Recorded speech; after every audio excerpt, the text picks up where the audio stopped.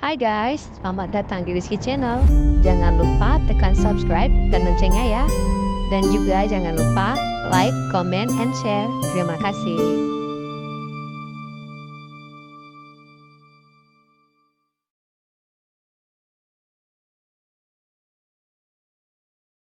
Bab 12, KTV Impian. Owen segera datang ke KTV kelas atas di dekat sekolah, KTV Impian. Sesampainya di depan ruang pribadi V9, Owen mendorong pintu dan melihat ke dalam. Di dalam ruangan dengan asap yang mengepul, dia samar-samar melihat beberapa anak muda sedang duduk di sana. 3 pria dan 2 wanita. Mereka berpakaian sangat modis, tidak terlihat seperti mahasiswa sama sekali.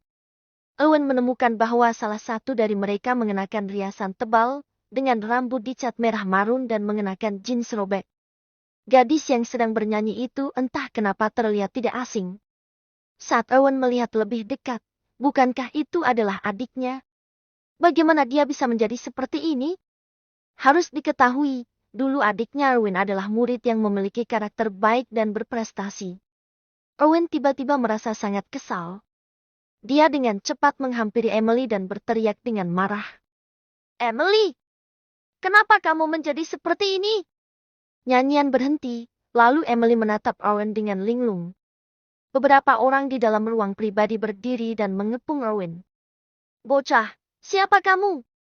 Mau cari masalah? Percaya atau tidak, kalau kamu mencari masalah dengan Emily, aku akan membuatmu babak belur." Salah satu dari mereka sudah mengangkat tinjunya. Namanya Joshua Harja, dia tertarik pada Emily. Di antara mereka, Joshua memiliki latar belakang keluarga terbaik. "Dia adalah kakakku." Emily berdiri tanpa ekspresi. Mendengar hal ini, wajah semua orang mereda, lalu mereka menunjukkan ekspresi jijik. Mereka semua tahu tentang masalah Owen di penjara. "Apa hubungannya denganmu kalau aku berubah? Atas dasar apa kamu mengaturku sekarang?" kata Emily dengan dingin sambil menatap Owen. Mendengar perkataan Emily, Owen tidak bisa berkata-kata untuk sementara waktu.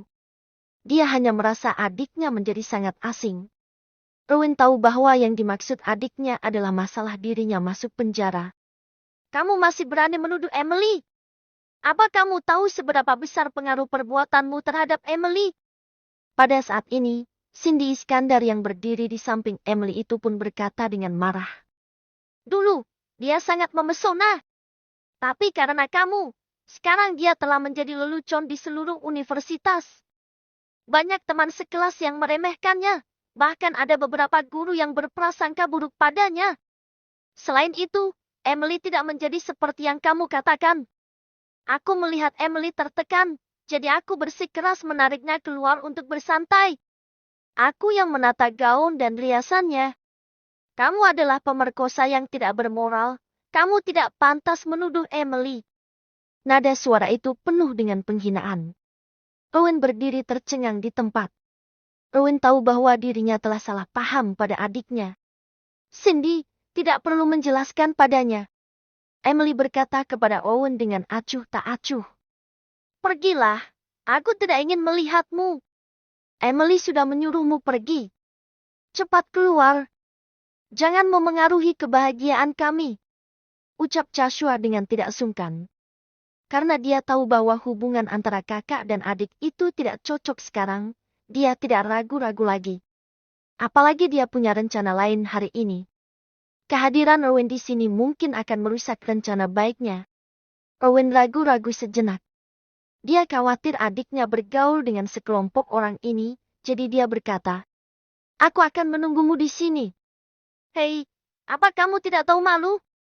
Nada bicara Joshua menjadi semakin tidak bersahabat. "Kalau dia mau menunggu, biarkan dia menunggu saja."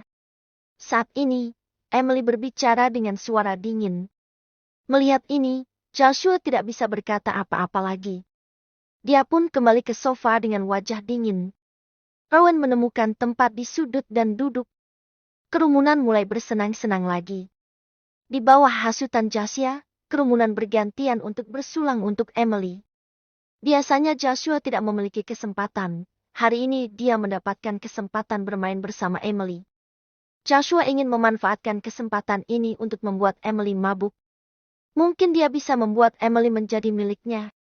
Melihat ini, Erwin mengerutkan kening dan hendak mengatakan sesuatu, tapi dia malah melihat Cindy tiba-tiba berbicara. Joshua, Emily jarang minum. Cindy, Joshua berpikir bahwa Emily sedang tertekan. Minum lebih banyak dapat menghilangkan tekanan. Seorang pria yang lain tertawa sambil berkata, "Benar, mabuk adalah solusi untuk menghilangkan kesedihan," ujar Joshua. "Cindy, tidak apa-apa." Emily tidak menolaknya. Dia mengambil sebotol anggur di atas meja dan langsung meneguknya sampai habis. Namun, setelah minum begitu banyak anggur, wajah Emily tidak merah. Dia tidak mabuk sama sekali. Joshua dan beberapa orang itu sudah sedikit mabuk. Pada saat ini, Erwin baru merasa lega. Dia teringat bahwa kemampuan minum adiknya tidak sebanding dengan orang-orang ini. Joshua juga tahu bahwa dia telah menghadapi masalah yang sulit, jadi dia hanya bisa menyerah untuk membuat Emily mabuk. Dia sangat kesal dan ingin melampiaskan amarahnya.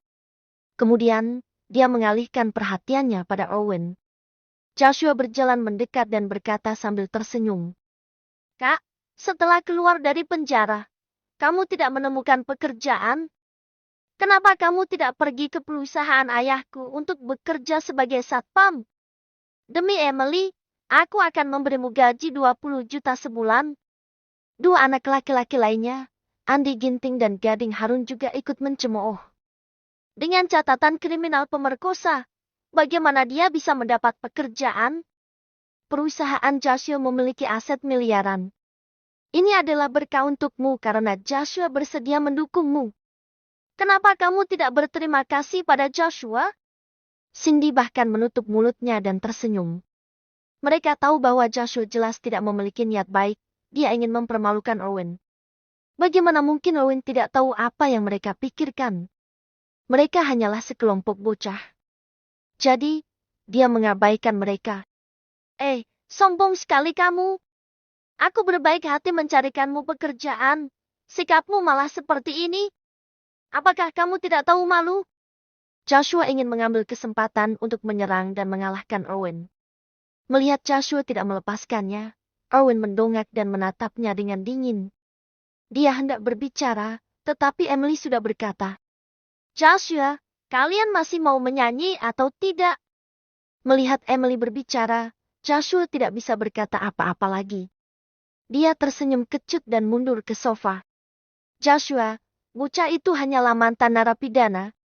Untuk apa berselisih dengannya?" Andi dan Gading dengan cepat menghibur Joshua. "Aku adalah pria yang memiliki status. Bagaimana mungkin aku berselisih dengannya?" Joshua pun berkata, "Andi, Gading, keluarga kalian berkecimpung dalam bisnis energi baru, kan?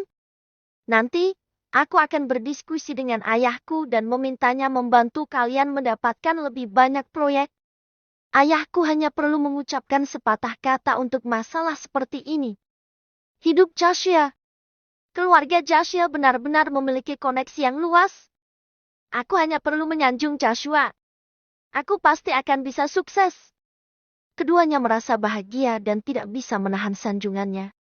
Ucapan keduanya membuat Joshua bahagia, lalu dia lanjut berkata, "Apa kamu tahu siapa pemilik KTV ini?" "Tentu saja aku tahu, Bayu Impian, seorang mafia. Di belakangnya ada bos misterius di kota Niela." Andi segera menjawab. Meskipun keluarganya memiliki sedikit uang, mereka tidak pernah berani menyinggung orang seperti Bayu. "Memangnya kenapa?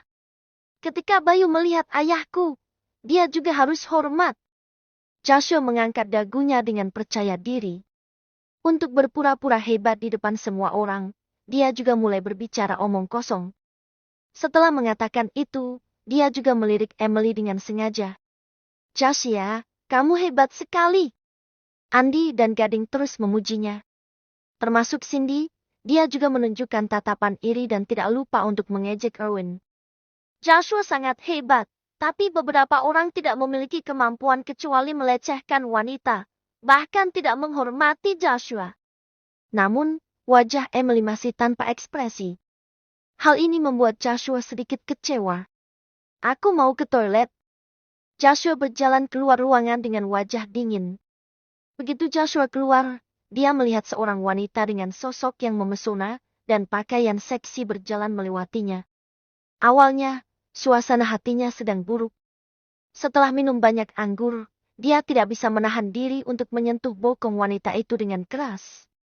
Ah! Wanita seksi itu berteriak. Sayang, seseorang melecehkanku. Blak! Seorang pria gemuk segera datang dan menampar wajah Joshua. Brengsek, beraninya kamu menyentuh wanitaku. Kemudian, beberapa tamparan kembali mendarat di wajah Joshua. Beberapa orang di dalam ruang pribadi mendengar suara itu, lalu berjalan keluar. Mereka pun melihat Joshua dipukuli. Joshua merasa terhina karena dipukuli, suasana hatinya pun menjadi lebih buruk. Andi, Gading, hajar dia, kata Joshua dengan kejam.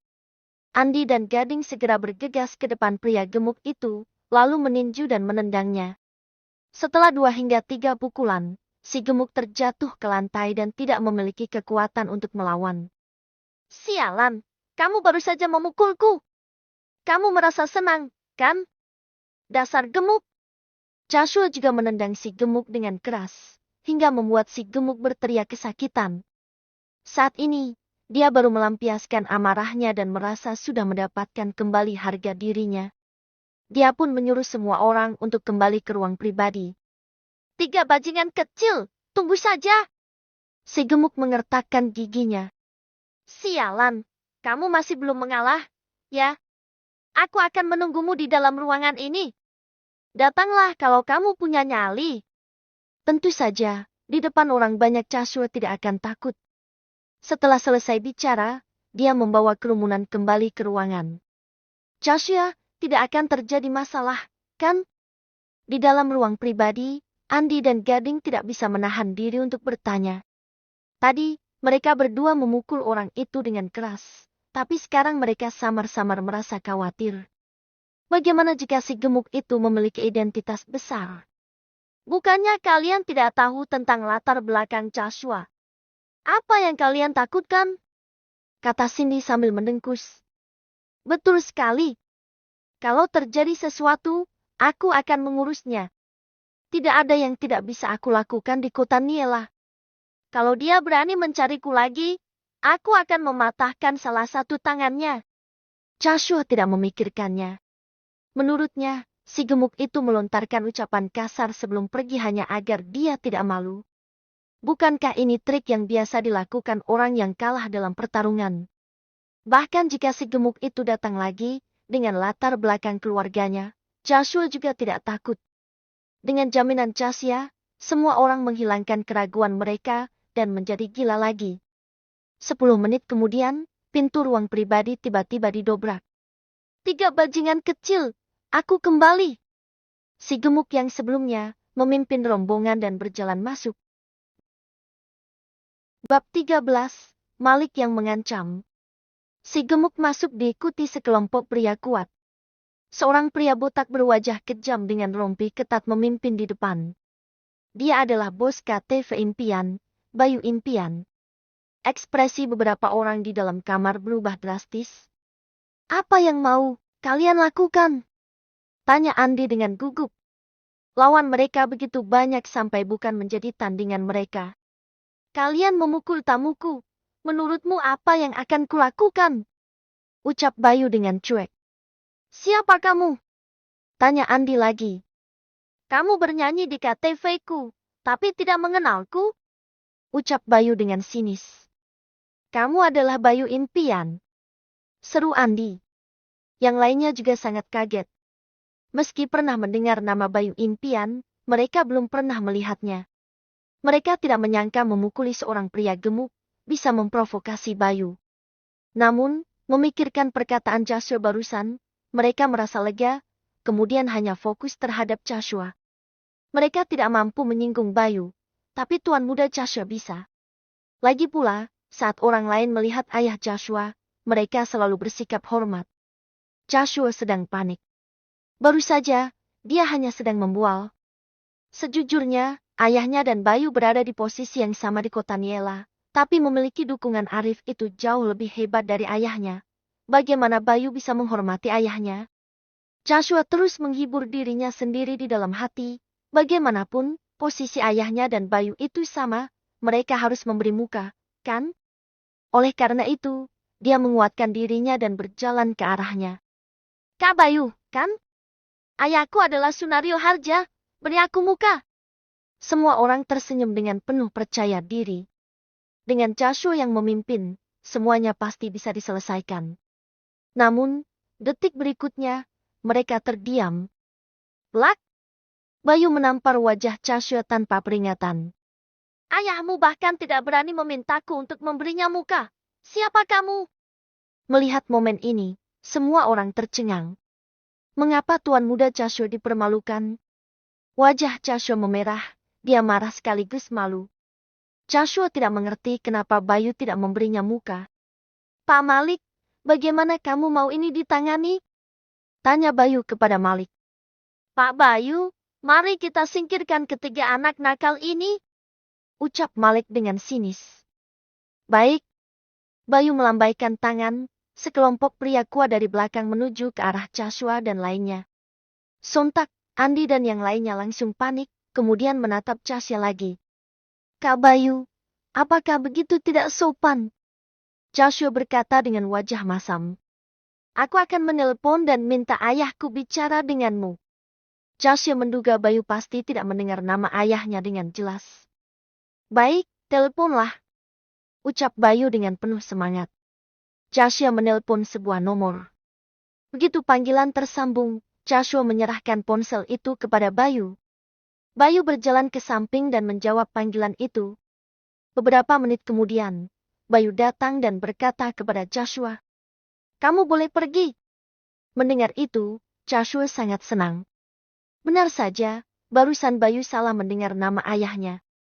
"Sobat, semuanya ikut denganku," ucap Joshua dengan suara menggelegar.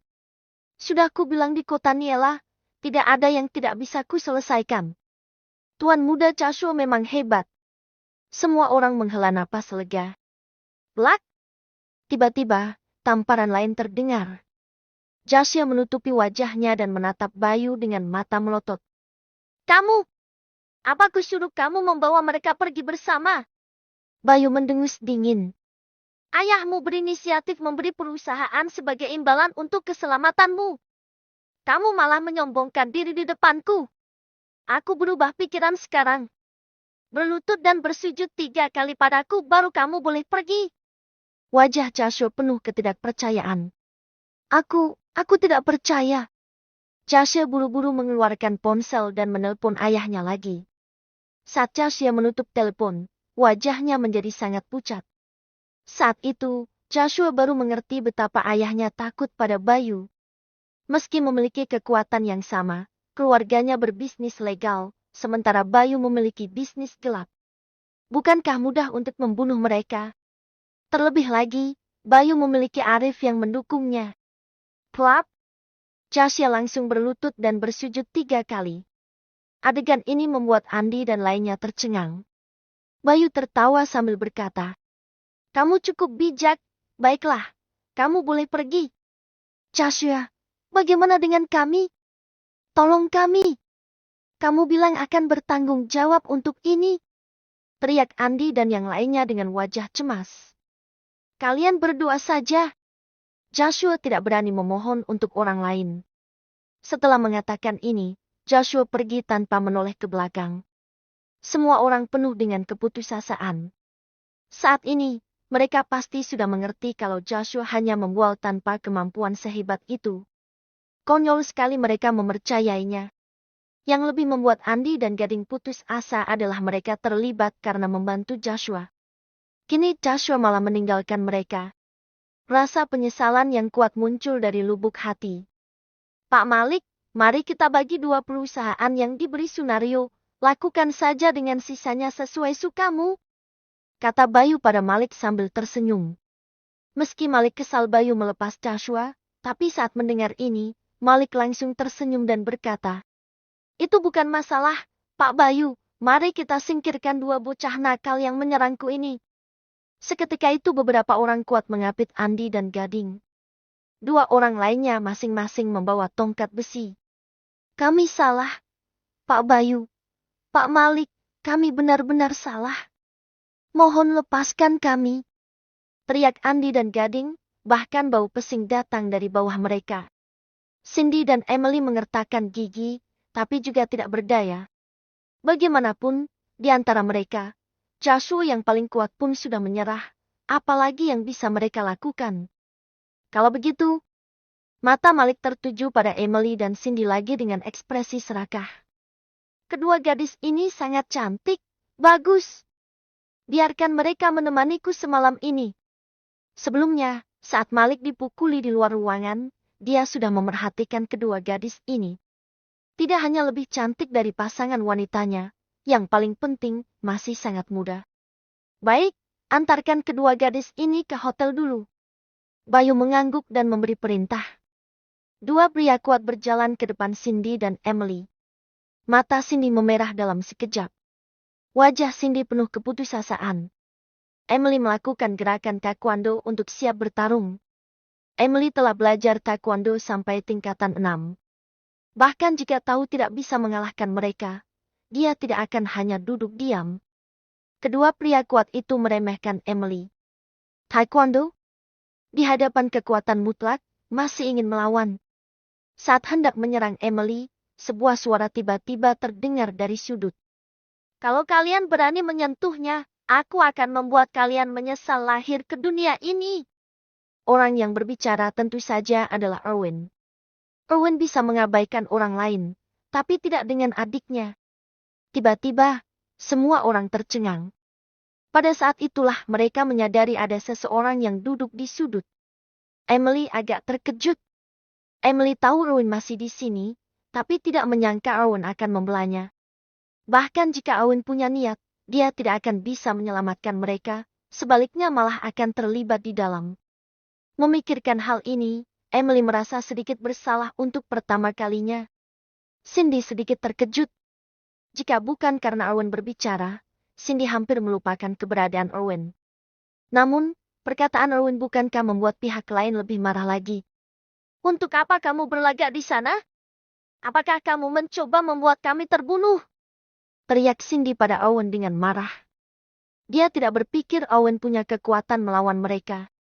Nak, kamu berani berbicara sombong. Kalau ingin berlagak juga harus punya kemampuan. Ucap Bayu dengan sinis. Bunuh dia. Beberapa pria kuat tersenyum sinis dan berjalan menuju Erwin dengan pandangan yang jijik. Menurut mereka, membunuh bocah itu adalah hal yang mudah.